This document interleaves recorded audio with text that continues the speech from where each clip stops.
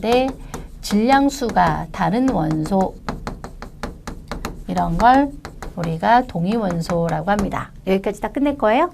에이, 그래도 한 더 줄은 써줘야지. 그죠? 이러한 아이소톱은 일부 추가된 그러니까 여기가 더 추가적으로 질량수가 다르게끔 만든 게 중성자예요. 그러한 중성자가 스스로 붕괴하여 방사선을 방출하게 되고, 그래서 방사성 동위원소를 좀 설명하는 거죠. 선을 방출하는 경우 뭘 할 수 있다? 이게 검출이 가능하기 때문에 생체의 분자를 추적하는 추적자로 생체 분자 추적에 이용할 수 있다. 이렇게 응용이라든가 뭐 기능이잖아요. 일종의 어떻게 생각하면 이게 그런 기능을 쓰면 참 좋겠다. 그리고 역시 예제 주면 좋죠. 예를 들자면 중수소 P32, S35 이런 애들을 아이소톱이라고 합니다. C14. 예제 두면 좋아해요. 원래 생물은. 두 번째, 다이사카라이드, 이당류로서 이당류는 아까 잠깐 나왔습니다만 단당 2개의 중합체이고 단당의 종류에 따라서 구성 단당 종류에 따라 뭐 설탕이라든가 이런 다 간단히 쓰시면 좋겠죠. 근데 이렇게 정도만 써도 돼요. 설탕, 말토즈, 엿당 또는 메가당이 엿당이랑 같은 말이에요. 그리고 락토즈, 젖당 등이 존재한다.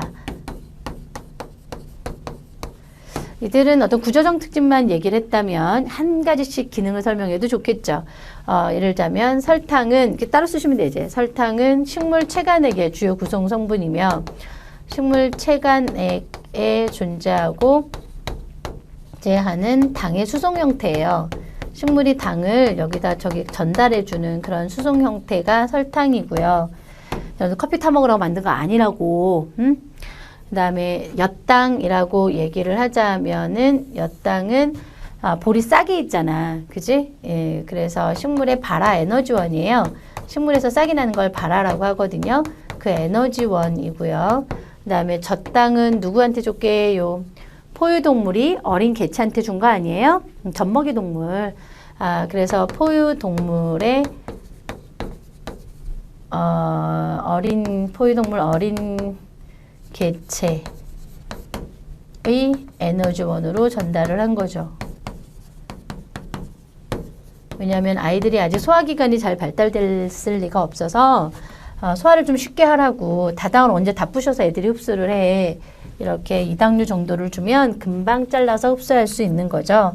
왜냐면 단당이어야지만 흡수가 되니까요. 요 정도 이렇게. 이것도 넘칠 뻔했다, 그지? 위에 3줄 썼으면 이것도 한 3줄 정도 쓸 건데요. 뭐 구성 종류를 쓰셔도 좋고 이렇게 기능 정도 쓰시면 좀 퍼펙트하죠. 자, 세 번째. 하이드로포빅이라고 하는 건 소수성이라는 뜻이고요. 소수성이란 물을 싫어한다는 뜻인데요. 어떤 구성자 특징을 생각해 봐요. 비극성 분자죠. 예. 비극성 분자로서 이들이 극성이나 전하를 띠지 않기 때문에 비극성 분자가 물과 상호작용을 할 수가 없어요. 어떤 상호작용도. 뭐 물에 상호작용하면 뭐니 해도 수소결합이지 뭐. 그런 걸 소수성이라고 하는 겁니다. 여기다 이제 하나 더 쓰자면은요. 소수성 하면 뭐니 해도 소수성 상호작용이거든. 이러한 소수성 분자가 물에 들어가게 되면 물에서 자기네들끼리 뭉치게 되는데 그건 물에 의해서 왕따 당한 거죠. 사실은. 그죠? 물에 의해서 밀려가지고 그걸 그냥 뭉쳐서 소수성 결합이라고 하면 돼. 소수성 결합으로 이렇게 뭉쳐있는 특징을 볼 수가 있어요. 집단을 형성을 하게 되고 그 예제를 하나 들면 좋아요. 예. 지질이 대표적인 소수성 분자잖아요. 그래서 지질이 물에서 이중층을 형성하게 되는 단일층 또는 이중층을 형성하게 되더라. 그런데 이러한 이중층 형성이 세포막의 탄생이거든요. 생물은 막으로부터 출발을 한 거니까 생물 탄생에 있어서 소수성은 굉장히 중요한 상호작용이에요. 이걸로 생물이 탄생한 거야. 생물의 막이. 그리고 생물이 탄생한 거고 생물이 여기서부터 내 땅 그러면서 태어난 거잖아. 그래서 우리가 소수성 결합을 굉장히 중요하게 생각하는 거예요. 네 번째, unsaturated fat은 불포화 지방산을 얘기하게 되고 그러한 불포화 지방산은 이중결합을 가지고 있어요. 이거를 이제 시스 이중결합이라고 하면 더 좋고요. 이중결합은 시스와 트랜스로 나뉘어지니까 이중결합을 보유하여 꺾임 구조를 갖게 되고 이제 뭘 쓰려고 그래요? 이게 구조고요. 이들의 어떤 기능이나 특징 같은 걸 보려면 이들이 꺾인 구조를 가졌고요. 그러다 보니 분자 간 간격이 커요. 분자 간 간격이 커서 상온에서 액체로 존재하게 됩니다. 그렇다는 얘기는 불포화지방산은 그러면 어떤 생물학적 기능이 있을까요? 이들은 이렇게 시작해도 돼요. 여러분들은 이제 주어를 붙이시고요. 이들은 인지질을 세포막층에 존재해서 세포막의 유동성을 증가시키거나 유동성을 조절하는 거죠. 조절하는 방법이 증가시키는 거죠. 예, 시키거나 요즘에는 이들이 신호물질로 작용을 하기도 해요.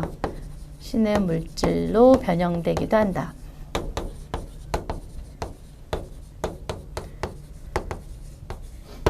불포화지방산의 핵심은 뭐니 해도 이중결합이고요. 이중결합, 그것도 시스, 꺾인 구조, 그리고 액체. 그래서 유동성이란 말이 꼭 들어가야 합니다. 4번이었고요. 그 다음에 5번, resolving power라고 하는 resolving power, 해상력이라고 번역을 할 수 있죠. 우리나라 말로는.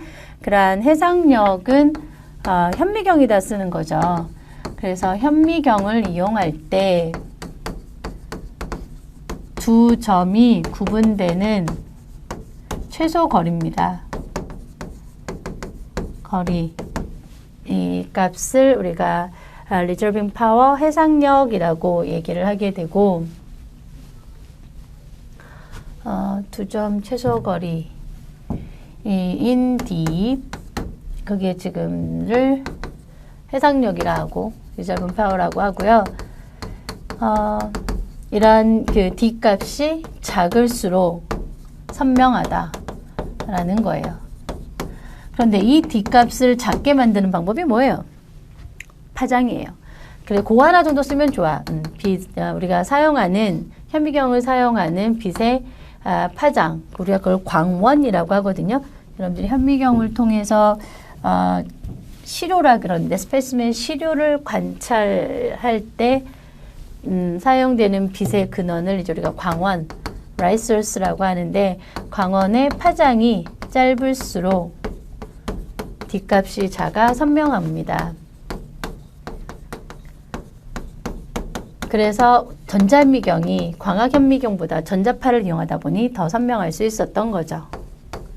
6. Aerobic